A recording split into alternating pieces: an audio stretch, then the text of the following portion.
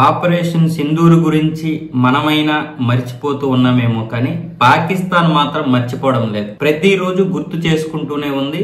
ఈ రోజు కొన్ని పత్రాలు కూడా విడుదల చేసింది. ఆపరేషన్ సింధూర్ ద్వారా మాకు అనేక ప్రాంతాలు అయితే దెబ్బతిన్నాయి. దాదాపు 11 ఎయిర్ బేసులతో పాటు అనేక స్థావరాలు కూడా దెబ్బతిన్నాయని పాకిస్తాన్ అయితే ఒక పత్రం విడుదల చేసింది.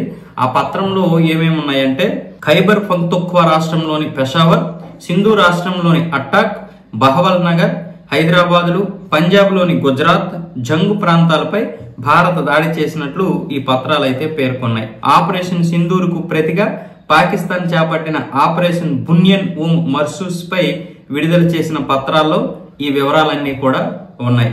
గత నెల 8, 9, 10 తేదీల్లో భారత్ జరిపిన డ్రోన్ దాడుల వివరాలను కూడా పాకిస్తాన్ మీడియాకు ఈ యొక్క పత్రాలు అయితే అందించింది పాకిస్తాన్.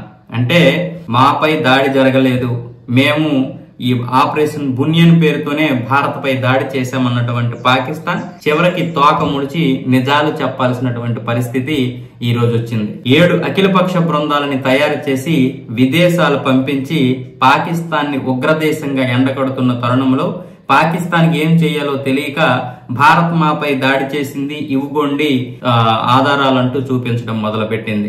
ఇప్పుడు పాకిస్తాన్ కూడా ఇప్పుడు 2 బృందాలను అయితే పంపించింది ఇలా భారతదేశం మాపై దాడి చేసింది అని చెప్పడానికి. వాస్తవానికి ఇప్పుడు అఖిలపక్ష బృందాలతో నరేంద్ర మోదీ గారు మొత్తం అన్ని ప్రతిపక్ష పార్టీలకి కూడా ముక్తాడు వేసేశారు. భారతదేశంలో ఎవరు కూడా మాట్లాడడానికి లేదు. పైగా బయటికి వెళ్ళినటువంటి వీళ్ళ ఎంపీలందరూ కూడా భారతదేశంపై చాలా గొప్పగా చెబుతున్నారు. ఇది అందరికీ బహుశా నచ్చకపోవచ్చు, టీఎంసీకి నచ్చకపోవచ్చు, కాంగ్రెస్ కి నచ్చదు. ఎందుకంటే సల్మా ఖుర్షీద్ కావచ్చు, అలాగే శశి థరూర్ గారు కావచ్చు, అలాగే టీఎంసీకి చెందినటువంటి ఎంపీ కావచ్చు, వీళ్ళందరూ దేశం గురించి గొప్పగా చెబుతుంటే ఇక్కడ వీళ్ళందరూ కూడా చాలా వరకు మదన పడిపోతున్నారు. అయితే పాకిస్తాన్ కూడా ఏమీ చేయలేనటువంటి పరిస్థితుల్లో ఇప్పుడు ఈ 32 దేశాల మధ్య మన దేశం ఉగ్రవాద దేశం అనే ముద్ర పడిపోతుందని భయంతో ఇప్పుడు నిజాలు చెప్పాల్సి వస్తుంది పాకిస్తాన్కి.